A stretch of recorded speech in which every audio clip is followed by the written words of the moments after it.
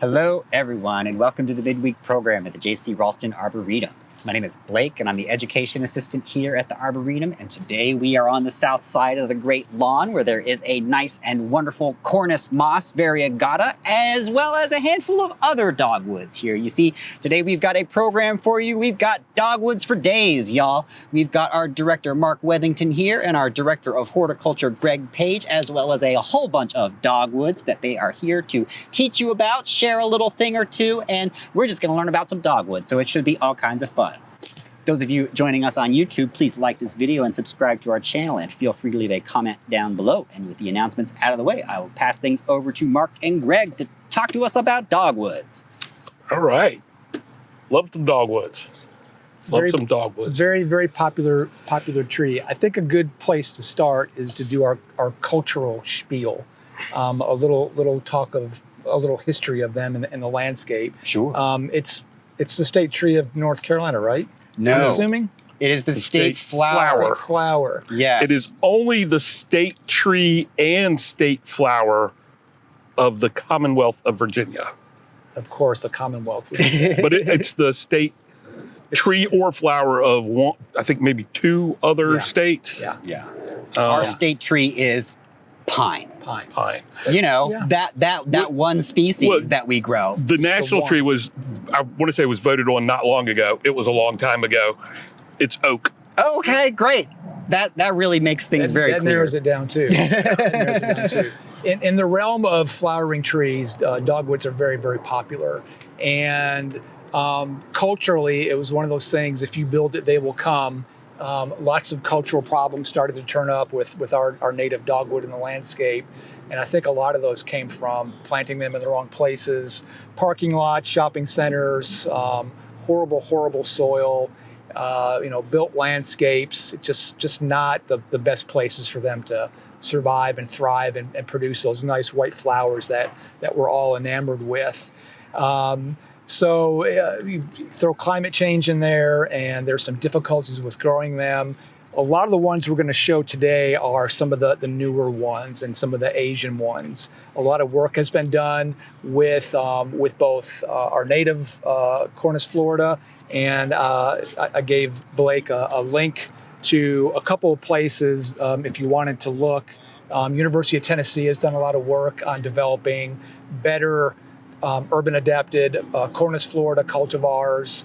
There's a whole slew of them if you looked online. Cornell University has done some stuff with the integrated pest management side of that, and I gave him a link that he could slap up there for y'all to see. And Rutgers University did a lot of work on crossing some of the American and Asian ones and making some of the Asian ones more kind of uniform and landscape friendly. And those are some of the ones that we have here. And we would not be doing due diligence. Mark scrounged up some species that not a lot of people know about that I think warrant more interest. Some I've killed in bucket loads. Some I forgot about. Walteri is one that we're going to talk about. But we've got a whole plethora of ones today. And as we were selecting them, of course, things that had flowers on them attracted us as well. And right now, those are the Cornus kousas and some of the crosses. Those are the ones that are flowering right now. And not to be outdone, we've got an evergreen one in the mix that we're going to talk about as well. So some good resources, if you could throw them up. Do you want to mention this book? Yeah, this is a book it's coming on 20 years old now. Really? Yeah, time flies when you're having fun. Yes. Written by Paul Cappiello, who at the time was at Bernheim Botanic Garden and Research Forest, and now is at UDEL in Kentucky, and Michael Durr, and it's Don Shadow. Yeah, I thought it was Michael Durr. Don Shadow, yeah, I knew that. Yes. The late Don Shadow, and it's a great book. They really focus on the cultivated material, cultivars, and there's a lot of the shrubby dogwoods and our native Cornus Florida and Cornus kousa in here, and some of the other species are in here, but not in a whole lot of detail. But it's a great resource. They've got a lot of pictures. They've got some really good information, and it's they're one of them's Don Shadow was a nurseryman, so he grew a lot of these things and grafted them. And Paul Capiello is a real plant nut, and he had done work, gone to school in Maine, and then was out in Kentucky. So he had a real good sense of how things would do in different climates. So they both grow plants, which there are some books written about plants by people who don't grow any plants. On occasion. That's never any good. On occasion. It's due for an update. There's a lot of new material out there. Yeah, the way dogwoods have gone is really, they were just at the front end of where dogwoods were going, a lot of the Rutgers hybrids and things like that. And so, it's where we are now with dogwoods is in a pretty different place, but there's still some great ones in there that we ought to go back and revisit. Yep, absolutely.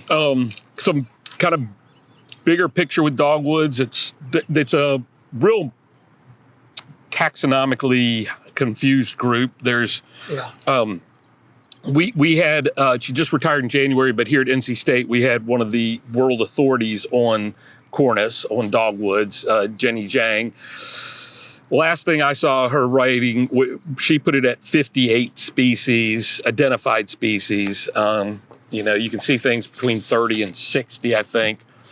Recently, there's been people wanting to split them up, which they've done over the years. There's Benthamidia, Dendrobenthamia, Suida, all these different things. We're going with Cornus sensu lato, broad definition as opposed to strict definition. This is one of those groups of plants, dogwoods, that are basically everywhere that's north temperate. They're all the way around. There is one African species, North African. I wrote it down because I'd never remember. Voltensiae. And then there's some Central and South American ones. Cornus peruviana, Cornus disciflora, Cornus excelsa. I was looking through our records. We got a Cornus excelsa when we were together in England. Did we? We don't still have it here. Probably from Junkers. Or maybe from Pan Global. Pan Global, that makes sense. Yeah. So, we'll go through and start talking about them, but there's four basic groups, and so we'll refer to those as we talk to which groups they're in. There's the cornelian cherries, which are the Cornus mas, Cornus officinalis type with yellow flowers. There's a nice variegated one behind us. The dwarf cornels or bunchberries, which are really cool. If you grew up in the South and have never seen these in the wild, they are cool. That blew my mind the first time I saw them. They look like they're a little low subshrub. They have little woody stems, but they look like a ground cover. They grow in these dense ground covers up north, and they have basically like our flowering dogwood flower sitting right on top of there, and then they form little red fruits. And so you get these, think of trillium, but with a dogwood flower. It's really cool. And then we have our large bracted dogwoods, like our native Cornus florida and Cornus kousa, and then the bractolus dogwoods, which are ones with smaller flowers, like the shrubby ones, but a lot of the trees as well. So let's talk about some dogwoods.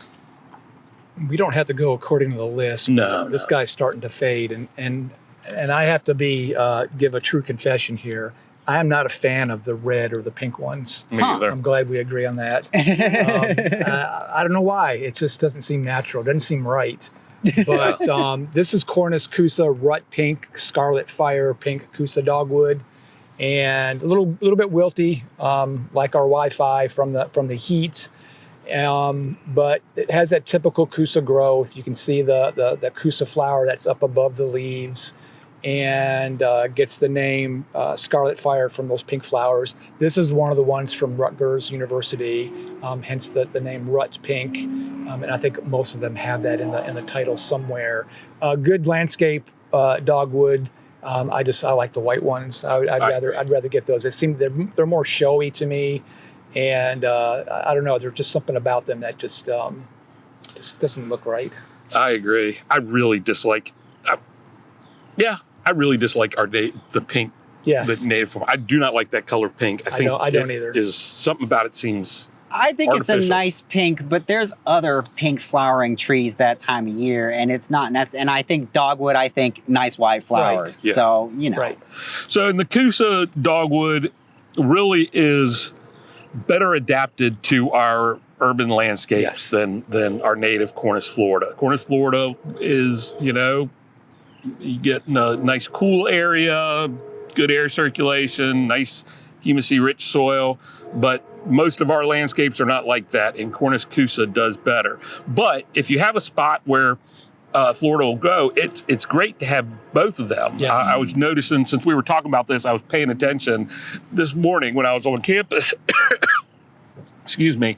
And there were some beautiful Cornus Florida, which they flower before they leaf out. So you get these bare branches with all those white flowers, and it was just starting to fade, and the Cornus kousas were really just coming into flower, and they flower after they leaf out. But if you can see on here, they've got a pretty long flower stalk, and so you get the branches come out and the flowers sit up on top of that. So it's kind of both are incredibly showy because one's flowering without the leaves, the other is flowering with the leaves, but with the leaves as a nice backdrop, which is, again, with the white, especially on the Really kousas, it really pops there because they have such nice glossy foliage. Yeah. We may have an example of that. Let's see. I had a blue shadow, but I don't think I have flowers. Here we go. So this is Cornus kousa Blue Shadow. Don Shadow, the late Don Shadow, the author of the book from Shadow Nursery, did a lot of stuff with dogwoods, and this was one of his. This is a sentimental favorite of mine. I had a big one of these in my front yard in Charlotte. Called Blue Shadow because the nice foliage has kind of a nice dark green, bluish tint to it, and this is one that flowers at an early age. Sometimes it takes them a little bit longer before they produce flowers, but for whatever reason, this one produces flowers relatively quickly. The more traditional white flowers, you can see the stalk that Mark was talking about sits up high, and that foliage sets it off. And I do like that about these. And I also like that about our natives that have them before the foliage. Kousas have really good fall color, I think. Oranges and crimsons kind of at the same time. The bark I don't think is as nice as our natives. Yeah. It can be. Some of the kousas have really nice exfoliating bark. This one has really good form, nice clean foliage through the growing season after it flowers at a young age, and nice fall color. But I really like the shape of this one.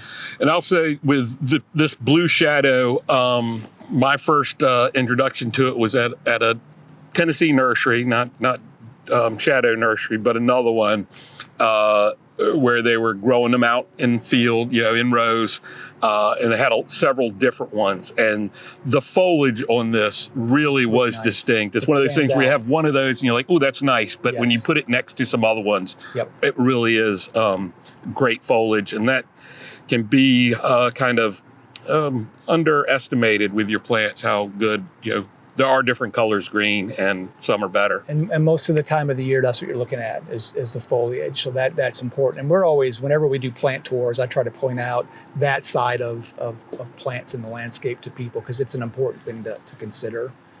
Good clean foliage, good disease resistant. It's a really good one for the landscapes. I like it a lot. I like how on that sample you've got, how like the shape of the leaf really echoes the shape of the bracts of the flowers, and it's just like I don't know, it's just a neat little detail about that. Our native dogwood is similar, and most dogwoods are formerous. They have 4 petals or in multiples of 4.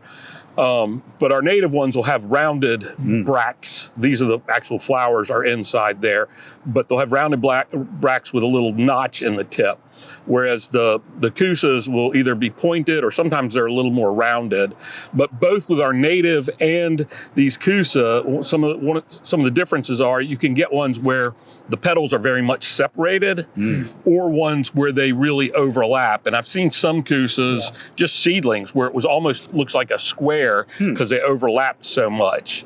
And so you got a very different look when it's in flower, because some of them are much more delicate, and others are kind of more in your face. Some of the Rutgers hybrids, is it Venus that I'm thinking of, has a gigantic flower, just like Mark was talking about. It's almost like a teapot saucer, just this big white bract. It almost looks like it's one continuous petal, but really, really, really showy. Yeah. No. Let's see here. Let's talk about that one, because it's got that a bigger kind of flower, and that's a sentimental one too. Yeah. So this is a new hybrid from NC State, Tom Ranney's breeding program at up in the mountains of North Carolina. This is one called Cloudburst. It's the actual cultivar, NCCH3, but it's being sold as Cloudburst. And this is one that has its Cornus Florida by Cornus kousa, and then back crossed with one of them. He just told me 2 days ago, and I cannot remember. It's not all they I would have said, I think it's back crossed with kousa again, so 2 parts kousa and 1 part Florida. But the flower shows that that little Florida bit in the tip. This is a pretty standard flower on there, maybe even a little bit of a smaller late season one.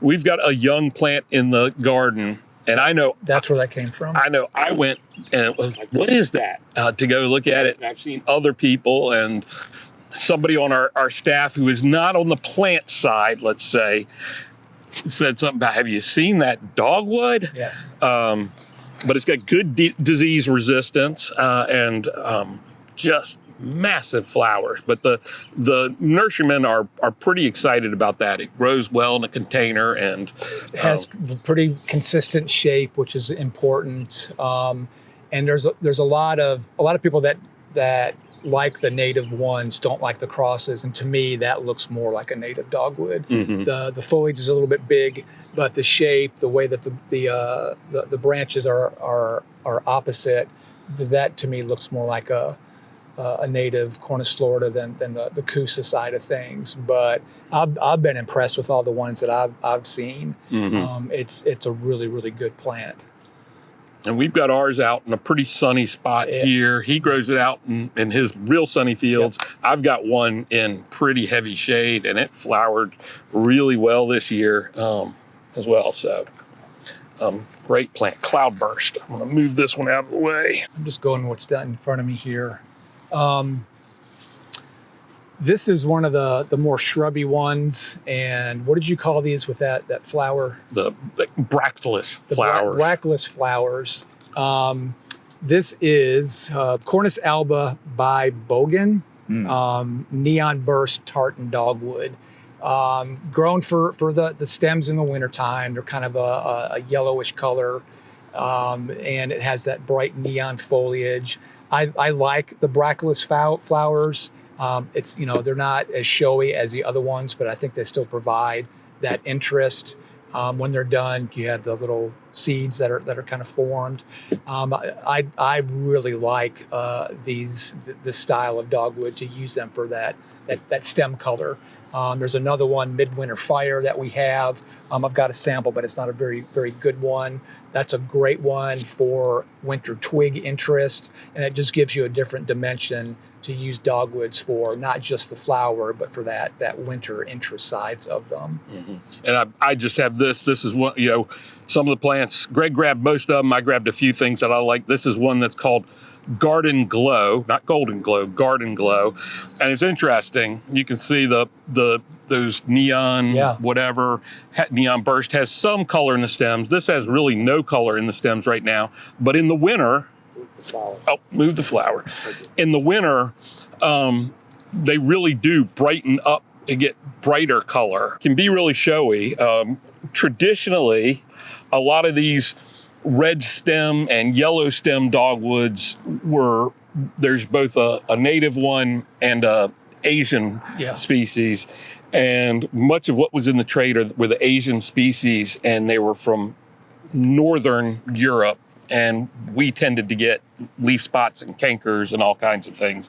But some of the ones coming out now are much better for us. Yeah, and this is midwinter fire, and you can't really, it's the wrong time of year to appreciate that twig color, but it's much more unified. It's all kind of one color on that new growth. Yeah, that'll really brighten up in the winter when it drops its leaves, and decent fall color too. But this one's planted in our winter garden, which is completely consumed by shade. If it were in more light, I think that would be a little bit more robust plant. But 15 years ago, it was incredible. Yes. But it's long lived, even though it's being shaded out. It's been there for. It really is. And one of the Achilles heels of this is you get brighter color on younger stems. So people tell you to cut them back every year. Well, if you did it every other year, we've seen significant decreases in cankers and other diseases if you're not putting them through that stress of cutting them back every year. So if you do have these and you're doing that, let it grow for a couple seasons before you cut it back, and you don't have as much leaf spot, you don't have as much canker disease when they're not getting stressed out like that. I've noticed that through most gardens that I've looked at. But I love this particular style of dogwood. And when you cut them back, when you do cut them back, it's in the late winter, early spring. You've gotten all that color and you let it flush back out. Now, you usually don't get the flowers or the berries if you do that, but you do get those great stems on there. Yeah. And bractless flowers again. Cornus controversa, June snow. This is a plant that in most gardens I've worked at, it's not, I wouldn't say it's consistent every year. You're loaded with flowers. We've had an unbelievable spring here this year. And as this thing has emerged, it's right across from where we sit over towards the nook and the rose garden. But I've been watching this thing every day, and it's evolved into this, it has these layers of branches with all these flowers along the branches. And it does not disappoint when it produces flowers like this. This is one I think it likes a little bit better cultural soil and that kind of stuff, and heavy clay. It tends to circle the drain for a couple years before it gives up the ghost. But this one is doing very, very well. It's in a nice sunny spot in the garden, and it's doing its thing of getting quite large, big foliage, nice white underside of the leaf, decent fall color. But I love the layered effect that this has in the landscape, and the flowers are really cool. And there's much like the dogwood behind us, there's a very bright variegated form of this. And when you get it growing, when they're big and they have that layered tiered branching, and it's this intense white, they call it the wedding cake tree. That's a good analogy. Yeah, the variegated, I can't think of the cultivar name, but it's incredible. We saw a lot of these in England too. How's the fragrance on that one? It's a little off-putting, not terrible. Sure. You should be off-putting. Yeah. Between the ferns. Yes, between the ferns. It's I could smell it over there. Okay. I can't smell this. But. Tim and I had an argument this morning. Who's the big guy over there? That's Macrophylla. Tim says Macrophylla smells worse than this. Okay, and I asked him how he got his nose so high up in that tall canopy. Yeah. We went back and forth for several minutes on that. But this, to me, that's a little... Okay. Well, I'm glad you mentioned Macrophylla, because both of these are sometimes called the giant dogwood. Yes. Cornus controversa gets quite big compared to, most of the dogwoods are shrubs or small trees. Understory. Whereas Cornus controversa gets much larger, and Cornus macrophylla does as well, and has large leaves and are really very similar to me. So one of the reasons this is called controversa, dogwoods, when we learn identification, did you learn mad buck? Mad horse. Same thing. Same thing. It's maple, ash, dogwood, and buckeyes or horse chestnuts, which are the same thing. We went to the same school. Maple, ashes, and dogwoods, and horse chestnuts, buckeyes have opposite leaves. Now, there are other plants with opposite leaves, opposite branching, but Cornus controversa, I don't know how easy it is to see, actually has alternate or subalternate leaves on there. So it's just slightly different than all the rest of the dogwoods, except one. I don't know if we have a sample of that. But we have a native dogwood that nobody grows with some reason called Cornus alternifolia, which is like a small Cornus controversa. It's opposite, alternate, subalternate leaves, gets that layered habit, often has pretty nice reddish stems on a tree. I love the plant, absolutely love the plant, but it's got a problem. As Greg says, when I got some in for a sale, he's like, they always get canker. They always get canker. It's heartbreaking. Although interestingly, there is a variegated one, W. Stackman, Yes. which is Golden Shadows. Golden Shadows. Golden yeah. Shadows is how it's sold. That has been a great plant for me. I have never lost that, and I still go by my old house 8 years after I've moved out and look at that plant and think I should have dug that and brought it with me. That is a good one. And usually variegated plants are not as tough. No. All right, we're going to switch gears here. This is Cornus hongkongensis, gecko, the cultivar. This was a plant I didn't know anything about until I met Brian Upchurch, and got a couple from him, very, very small, and just watched them kind of develop into these beautiful evergreen dogwoods.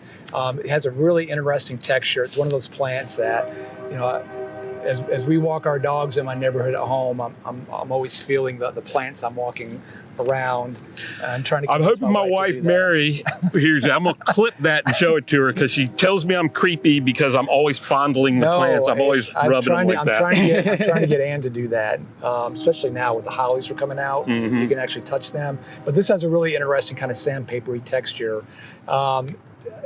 The flowers do different things, I've noticed. I'm hoping these get a little bit bigger than that. Yeah, they will. But they're just kind of getting started. I don't know if you can get a good shot of those.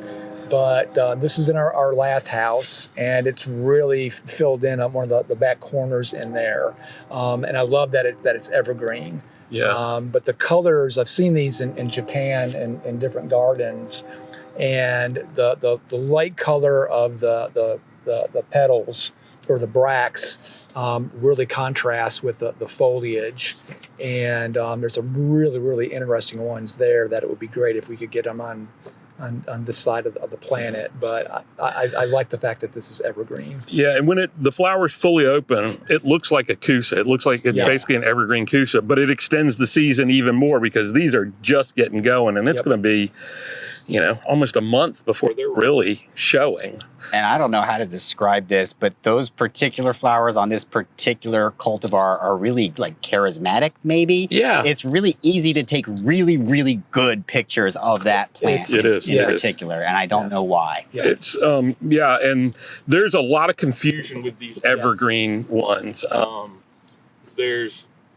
I learned them, we learned Cornus capitata and Cornus omiensis. Mm-hmm. They changed capitata to elliptica. I'm not sure what happened with omiensis. Now, just about everything I see that is evergreen, I call Cornus hongkongensis. And that seems to be, despite the name, seems to be the ones that grow hardier than most of what we had been growing as the Cornus elliptica capitata. You can often see Empress of China is an elliptica that you can often find. That was introduced by John Elsley, who's a great plantsman. That's kind of iffy for us, but when it's in good shape and it's a good spring and it flowers, you can't see any green on there. It is completely just covered in white. Yeah. But there's a lot of forms of this. This over here by me is one we collected in Vietnam 2 years ago, three years ago, 22. That seems like it's going to be quite a bit faster. It's a real vigorous plant here from seed. We didn't want to bring up all of these, but we had another one in the nursery that from the same trip that was collected at a different spot, that the leaves are much smaller, much darker green and glossier. Now it's interesting. This does not have the little scaly feel to the back. So, like I said, I call everything that's evergreen now Cornus Hongkongensis. This is perhaps something else or a subspecies. But both the cornelian cherries, the Cornus mas, Cornus officinalis, those have the cornelian cherries because they have little red, oh, thank you. Forgot that I had this. Little red fruits. These will turn red. And these people eat. People really like them. Birds like them. Birds love our native dogwoods. That's one of the best reasons to grow our native dogwood is, if you can grow it well enough that it fruits, it's a super high fat content fruit. So really good for birds. But these cornelian cherries, they've bred them to have some pretty good sized fruits, and people eat them. They're tart. There's better things to eat. Yeah. Makes good jelly. Yeah. A lot of sugar. So you have these that people eat, and then the kousa hongkongensis plants, which have a larger fruit, kind of a little round ball about maybe an inch or so. People love those in Asia. I can't figure it out. They are they're kind of gritty, textured. It's like fruit without a flavor. Let's put it that way. It is a weird texture. I couldn't keep it in. I had to discharge it. I can eat it. I just don't see any point in it. No, there was not a lot of taste. And speaking of cornelian cherry, the one right behind us is here, just Cornus mas variegata, and you can see the foliage is the same. I've not noticed this one to produce a lot of fruits. And not all of them do. I don't know if it's a cultivar thing. I don't know if it's birds get them before you see them. I know squirrels will also eat them, but I'm a sucker for variegated dogwoods. Me too. They really, really brighten up the landscape. We saw some amazing ones at some of our nursery trips in Japan. It'd be nice if we could get some of those over here too, but that's an interesting one that you have there. Yeah, this is Aurea elegantissima. And, in Europe and North America, we love naming things. So since Cornus mas is kind of a European, mostly dogwood, there's some really old cultivars like Variegata and Aurea elegantissima. You wouldn't normally name a plant. You wouldn't name a plant like that now with a Latin cultivar name, but these date back probably 150 years. Let's keep on that theme. Yeah, of variegation here. This is from the landscape out in front of McSwain, and I as I've evolved in my horticulture career, I have swung to the dark side of plants with bright yellow colors to them. So there's a lot of stuff in that garden that appeals to me. And this particular tree has always been one that I've been attracted to, so much so that after I first saw them here, I bought them for our garden in Charlotte. This is Cornus kousa Summer Gold. I think Mark mentioned this one with that bright color, but I love that variegation. In the fall, when the reds and the purples come in, that edge really, really stands out and really gives it an extra oomph in the fall color department. But keeping in that theme of variegation, this is another really, really good one. And it's been tough in the landscape. Yeah. I thought it was going to be a little weak. Some of the variegated ones are a little bit not so tough, but this Summer Gold has been great. Yeah. That's one we both independently took cuttings of to bring to the show because it looked so good. And this is another one that's behind us, and I always take this one for granted. Cornus pumila, the dwarf red tip dogwood. And I don't know a whole lot about it. I don't know if it gets the name red tip because the new growth has red on it, and there were branches behind us that had more of that. but I wanted to show. I'm assuming these have not opened yet. Yeah, haven't opened yet. All right, here's a weird thing about Cornus pumila, and pumila just means small. Nobody knows where it's from. Like where it is found in the wild. It's a minor detail, you know? It needs to know that. But it's a lower growing plant. I will say it's very, very cold tolerant. And when you grow it in Northern Europe or Northern US, it is more dwarf than it is for us here. For us here, it's, I think the literature will say it gets 2 feet tall, and ours is getting a bit more than that. It's like a 5-foot branch back there. Yeah. It's reaching for the light, though. But kind of a neat plant, but mostly of horticultural interest, probably. I'll let you talk about him. All right, well, here, let's do both of these because they're kind of similar. Yeah. We got Cornus walteri and Cornus darvasica, which are both kind of central China species. They grow fairly large. The big difference is Cornus, eeny, meeny, miny, mo. Which one is it? I think Cornus walteri gets real kind of chunky, interesting bark that darvasica doesn't, but I may have that backwards. It's just, I put this in here because this was, in terms of species, you're probably never, unless you're a plant nut, gonna track one of these down and buy it. They're not as showy. They've got the bractolus flowers. They're neat. They're interesting. It's a collector's plant. It's a collector's plant, and I mostly have it because I can remember very distinctly in college in plant ID, I learned, Cornus florida, our native, Cornus kousa, the Asian large bracted dogwood, and both the shrubby dogwoods, Cornus alba and Cornus sericea, and like, all right, I know my dogwoods. That's it. And then I opened up a forest farm catalog, and they had about 4 pages of dogwoods, and half of them were native ones that had no idea we had all these native dogwoods. And then I opened up, did I say forest farm or woodlanders? Forest farm. Well, it was woodlanders. And then I opened up a forest farm catalog, and they probably had 200 different dogwood species and cultivars and everything. And that was kind of the point where I thought, I'm never going to know all this. I'm never going to. This is going to be a good career because I'm going to be figuring stuff out all the time with this. So, there are all these weird species, and there's new ones that are popping up, not new species, but new to me species that it's fun to try. We've got a bunch though. I looked at the numbers. I had to write them down. We have 103 different dogwoods. Wow. 77 different. I said that wrong. 77 different taxa. And 25 different species. Okay.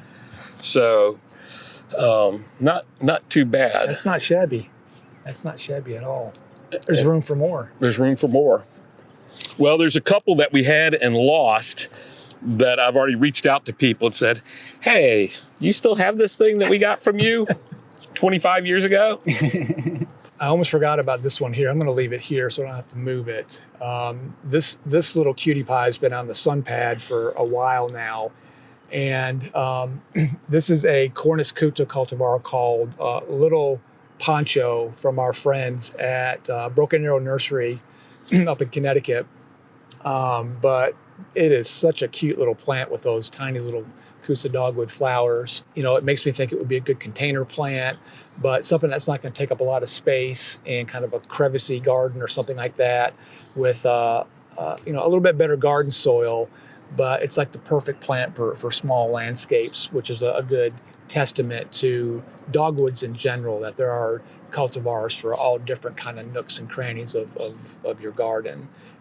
And it was easy to bring this up here, but I don't know much about it from a term of how big it's going to top out at. It looks like it barely, the internodes between growth is really small, so I don't think it grows very fast at all, but Just a really, really nice little dogwood that I would love to put in the back of my car and take home. And the dwarf Cornus Floridas used to be more widely available, but Swanee Squat. Well, Swanee Squat, that's kind of a mountain one, but like just old Pygmaea, and there were some other ones that were more upright, like little miniature trees that have been around forever. And you don't see them much anymore. Some of those disease things came through in some of the old forms, but it sure would be nice to see more like this, because they are really nice. You can dot them in, and they have a stem, so they're a little above some of the lower things, but they're not a shrub that's taken up 5 or 6 feet wide. It's they're really pretty nice. One more. I think that's it. And again, something that was flowering that I grabbed. Cornus kousa subspecies chinensis propzam. Prophet Chinese dogwood. And I'm assuming with that name, it's from the Zampinis. What nursery is that in Ohio? Other cultivar names have Zam. I don't know. I'll think of it here in a minute. It's a great big nursery up in Ohio. But there's those nice flowers up above the foliage there. And you can see like these are almost square, but really quite showy. There you go. Yeah, you can see. I also say, with the color, they'll get more white as they, kind of go through the age. They start kind of green and go cream and then get white. And I like that. I like that green kind of cream color. And you see that a lot in the Hong Kong Ensis ones. Yeah. Where it's really kind of almost like a highlighter green color. It's very, very interesting against the backdrop of the foliage. Yeah. All right. I got a trivia question for you. I like trivia questions. Which you're not going to get, but okay. Well, maybe you will. I don't know. Try. You can only try. What is like the one thing dogwood wood is most known for being used for? Pipes? Golf clubs. Woods. Okay. Hard, dense foliage. I mean, it is hardwood. If you've ever pruned dogwoods, dead branches off of dogwoods, it's extremely hardwood. I think they also do inlays for like musical instruments and things. But if you want dogwood wood, you're going to have to go cut it yourself, because I've never seen it at like a wood shop or anything like that. They don't get that big, really. Not very often. It's a craftsman kind of a thing. Yeah. We got questions? We do have some questions. So to start us off, Ellen says that she has a hard time growing dogwoods. She says this year early cold and wind seems to have killed hers. It has yet to bud, but didn't seem dead. I do not know what she means by that. She wants to know if it will come back. We'll be right over. It probably should have leaves and things coming out by now. At this, we were just looking at an ash tree that we're not quite sure what's going on with that. We're past that point now where things should have broken bud and leafed out. So one of the things about dogwoods, talking about cultural stuff, is they're very susceptible to being planted too deep. If you plant them too deep, that's a kiss of death for dogwoods in particular. A kiss of death that won't necessarily manifest immediately. No. My brother-in-law did that with a wonderful pink flowering variety. Put it right in the middle of his front yard, as Southerners do. And it did okay the first year, and then the next year it did worse, and then the next year it was dead. It's a slow roll, and if you want to make it even slower, pile some mulch up on top of that as well. So they're highly susceptible to that. And let me add on to that. The majority of the ones that we're getting here in the East Coast are field-grown plants. Yes. They're grafted in the field. So they're dug, and if you get them in a container, they have been bare-rooted in, say, Tennessee, where they grow a lot of them, and then shipped to another nursery who pots them up and grows them on. That's all perfectly fine. That's all good. They're great that way. But that nursery that gets that plant is getting hundreds and hundreds and thousands of plants. They don't, labor is not always, fantastically knowledgeable about everything, and so they're going as fast as they can to get these potted, and then they grow them for another year or two. And so by the time you get them, if they planted them too deep and then they're in that pot, it can be, you can have a real problem with it. And we had some plants come in from a very good nursery that we actually had to go and remove, pull them out, remove a bunch of soil, repot them in the same pot because they were 1.5 inches too deep. They were buried. This one is a good example of that. This was probably, a quart-sized plant, and then put in a bigger container, packed full of medium, and then it'll go on to the next size. But this one is definitely in there too deep. You don't see any kind of taper at all. So, the way to correct that is, I would certainly plant something this big in early spring and the fall. But if you wanted to step that up, disturb the roots, find where there's more of a taper on that, and planted at that depth in the next size pot. But even in your landscape, if you're planting that, pull that apart. People are afraid of doing that, but really you want to see it where it kind of starts to taper out and you get the roots. So you just pull all that out when you go ahead and plant this plant.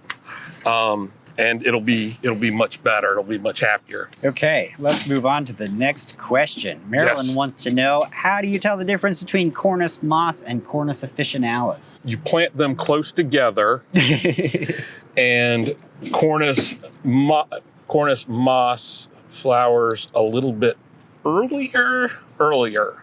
I never can remember. It's Cornus moss flowers before officinalis, if memory serves me. They're almost identical. It's really, really hard to tell them apart. Yeah. I think there's more cultivars of moss than officinalis. I don't know. I mean, that could be argued either way. I think there are probably more old cultivars for sure of officinalis. But a lot of newer. Yeah. And a lot of the officinalis if you look for ones with Russian names, those were ones that were bred for big fruits, but also cold tolerance, and we don't need them to be any more cold tolerant. We need more heat tolerant forms.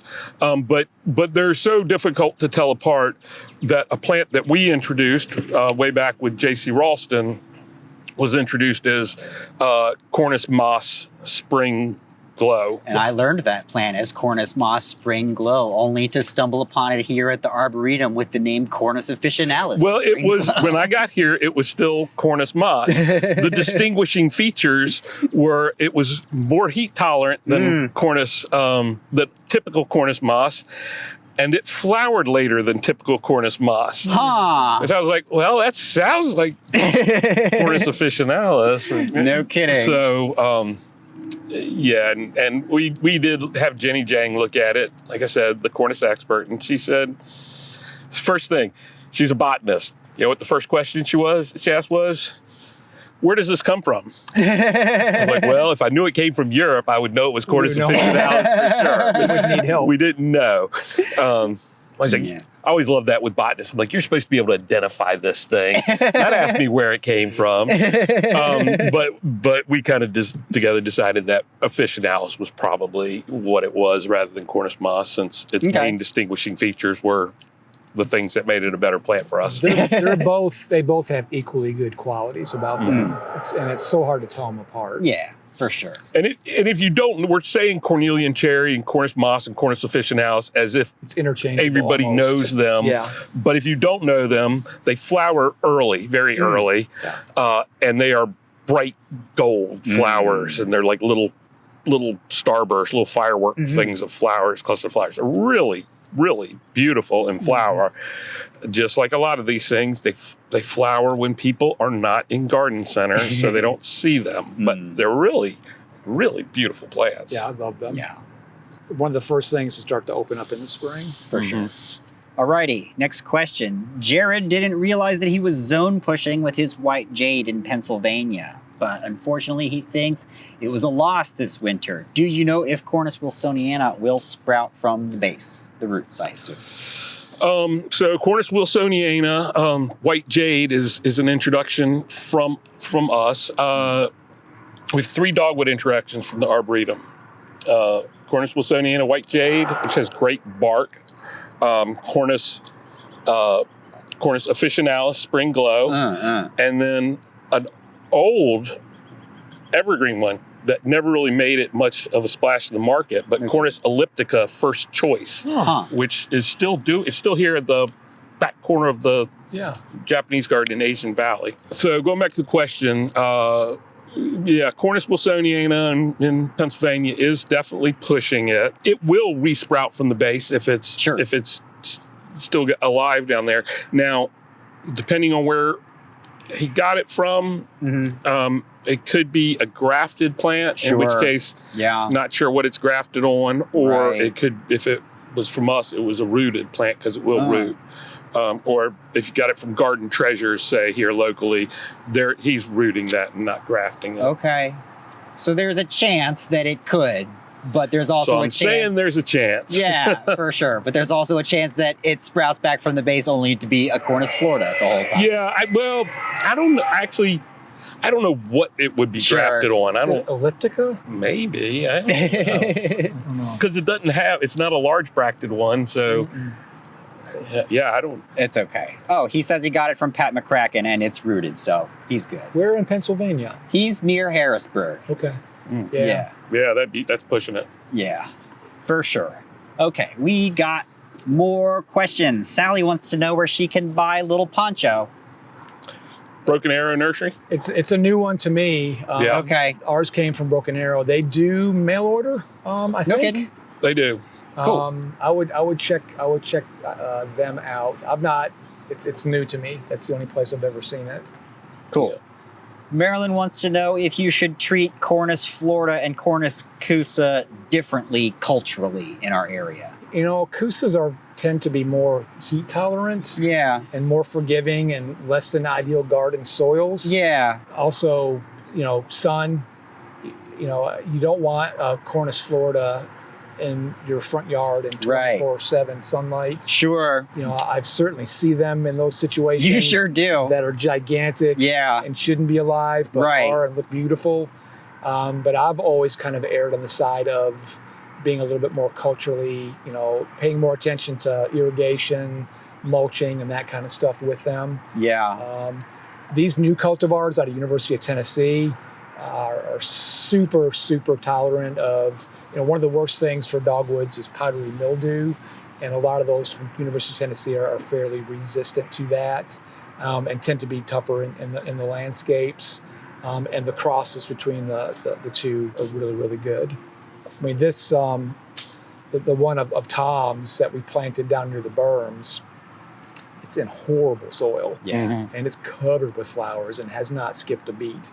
Bryce talks a lot about that big drought we had back in 2007. And at that time, a lot of the native Cornus Floridas did not make it through that drought. But a lot of the exotic Cornus kousas did, because they can tolerate a bit more drought, a bit more sun, a bit more heat. So that's a pretty good example. In terms of culture, if you treat them both the same and your Cornus Florida is doing okay, the Cornus kousa is going to be just happy as clam, but not vice versa. Weird thing. We've experienced this together.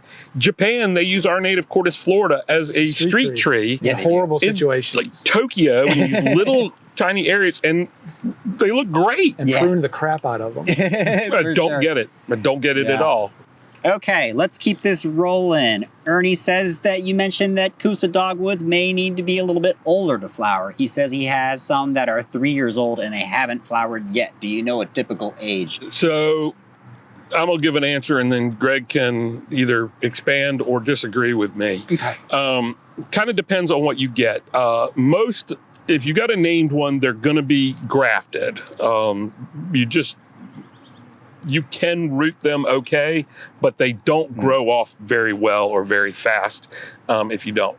If it's a grafted plant and it is not planted too deep and it's reasonably happy, it should be flowering in 3 or 4 years, even if you're getting like a grafted plant this size. Right. It could be way too much shade, perhaps. But if it's a seedling, like if you bought just an unnamed seedling, which you can, of kousa or Florida, that has to go through the whole maturation process and get to the flowering size. Whereas if you, with little Poncho here, mature wood is grafted on something, so it flowers at a very young age. But seedlings, and that's why people, have some land and they have some native dogwoods growing there, and they dig one up and move it to their garden, and that's fine, but it's not going to flower for 5, 6, 8 years. Often, and often not flower very well when it does, because there's a reason the ones that have been named have been selected, and that's because they were considered superior for whatever reason. Yeah, the shade thing was the first thing I thought of. It might be in too much shade. If you're fertilizing, I always think about that too. People think they have to fertilize the bejeebus out of their trees, and that can push growth and not flower growth. But the shade was the first thing I thought of. Great. We've still got 3 more questions. Do it. Let's do it. Okay, so Gail has several old 50-year plus Cornus Florida trees which have been slowly dying back from the top of the tree. Is it just aging out?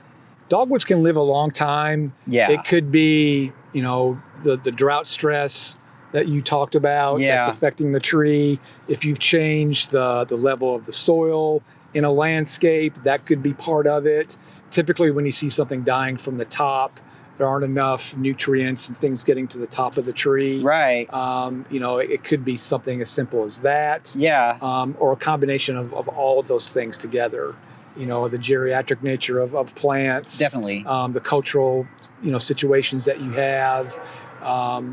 Speaking of culture, you mentioned dogwood trees that are way bigger, planted in people's front yards in full sun, way bigger than they have any business being. You think about climate change, how 50 years ago, it was a little bit cooler. It was a little bit easier for a tree to grow in that condition. And then with the climate getting more difficult in recent times, it makes sense that not getting as much water up to the top, not getting as much nutrients to the top, it's just stress now.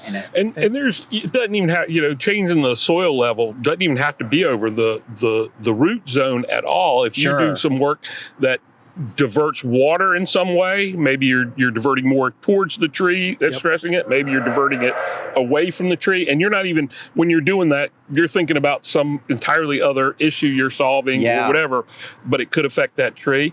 But also, you've talked recently about kind of the life cycle of trees, and sometimes they do kind of start dying and conserve and can come back out, some of that water sprouts and things coming. A deeper understanding of trees than we had when we were in school. Very, very much so. If you've removed a bigger tree from a landscape that now it's getting more sun, that's going to impact things as well. Or as things get bigger and they're pulling more water out of the landscape, that could be a part of it too. For sure. All it takes is for one bad, you have a drought, and you're not gonna, in most cases, you're not gonna see the results of that for a couple. It's the slow roll of a tree. What you were talking about when Bryce talked about the drought, that was the 2007 drought. Yeah. But that was also the year that we had the late Easter freeze, where everything had leafed out and things got hit really hard. And so that stressed trees a lot. Then we had the drought that summer, and it was the following year, and sometimes the year after that, where things were going downhill, and that's the only thing we could attribute it to. Formerly healthy things that just got the double whammy that year, and it can be a while. But also, let's be fair, dogwoods can live a long time. But if somebody asks you, what's a dogwood's lifespan in a landscape, I'm probably going to say typically 25 years. If you had to push me, then there can be much older ones. But absolutely. 50 years is a pretty good run. That's a long time to have a dogwood in a garden. That's a long time. For sure. Yeah, and there's a lot of variables to it. It could be any number of contributing factors, but good answers. Okay, here's a sort of long one. So Ernie says, dogwoods really tend to labor to look good as a foliage tree in the last 10 years. The leaves curl, they turn black, they drop early, branches die back. Other than missighting in drought, what are the most misunderstood sensitivities culturally? You did mention depth of planting. And are these cultivars even more susceptible to those conditions? I think what we have here are more resistant to some of those things. The most misunderstood thing about dogwoods is the biggest thing that affects dogwoods is probably powdery mildew. No kidding. And that attacks the leaves and causes them to brown and curl up and fall off. Then the tree's got to do reserves to push out new growth. That causes a lot of stress and pain in dogwoods. If they're sited in the right place, if they're getting decent cultural care and activities, the foliage looks pretty good. A lot of these kousa cultivars that we showed, that's nice foliage. Yeah, it is. The blue shadow, that's really, really pretty foliage, and that's fairly consistent. But the thing I see most attributed to the foliage looking bad is powdery mildew. And there's spotty anthracnose, and we didn't show any Cornus Florida, any of our native large bracted dogwoods. They're mostly done, I think. And that's why there's the Mexican one over here that puts on a great show every year. But the other reason, we pulled some plants from the nursery. We didn't pull any Cornus Florida from the nursery because we're not planting a whole lot of Cornus Florida. It's not as good a landscape plant for our modern landscapes. If we had big English estates with rolling hills and, big shade trees and lots of space, maybe more so, but I would like to get some of the cultivars out of University of Tennessee and site them in the right places just to show people. Here are ones that perform much better. Sure. I think there's one called Cherokee Princess that's really, really good. And that's an old one too. It's one of the first ones. In the links that I gave you, there's all that information in there, which actually I can show you the picture of it because I printed it up. This is the one from University of Tennessee. If you Googled Dogwoods for American Gardens, this thing was published a long time ago. I think it's 30 pages long. You can print this for free online, and it lists the ones that they have worked on and developed, and does some rating of them. The table of contents has, the cultural stuff, integrated pest management, insects and diseases, and it lists the cultivars of, the native ones, the kousas, the Pacific dogwoods, and some of the interspecific hybrids. It's a good resource to kind of pick out ones that are really good culturally for the tough, the climate changes and the big temperature swings and the droughts and all that kind of stuff.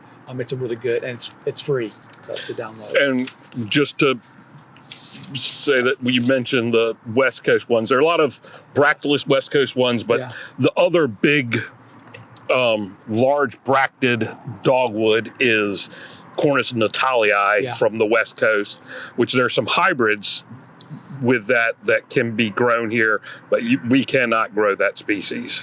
Killed a lot of them. Me too. Okay. All right, this is getting silly. This is the last question. Okay, Rochelle says, voles have repeatedly eaten my dogwood roots.